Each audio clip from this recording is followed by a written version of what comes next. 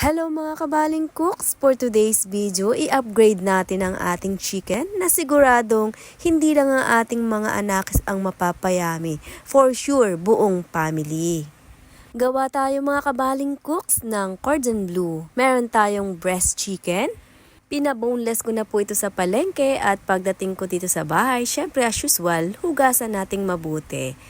Gumamit lang po tayo ng clean wrap at medyo minasahe upang lumapad ang ating chicken. Matapos po nating ma-prepare ang ating chicken, i-prepare naman natin ang ating mga ingredients. Maglagay lang tayo sa isang lalagyanan ng ating asin. Meron din tayong garlic powder, Spanish paprika at thyme. Halu-haluin lang mga kabaling cook sa isang lalagyanan ng ating mga ingredients.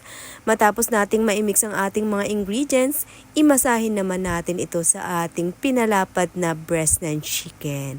Masamasahin lang at lamas-lamas lang mga kabaling cooks. Siguraduhin lang natin mga kabaling cooks na nalagyan natin ng mga ingredients ang ating breast chicken. At syempre, lagyan din natin ito ng sweet ham at cheese at ganun din ang bell pepper.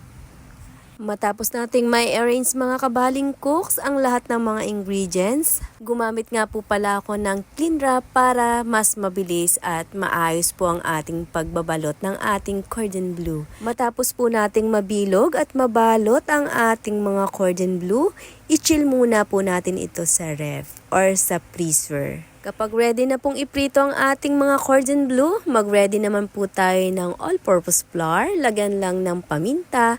Ganon din po ang ating asin. Halu-haluin lang mga kabaling cooks.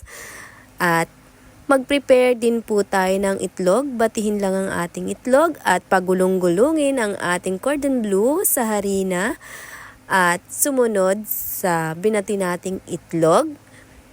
At panghuli na po ang ating breadcrumbs.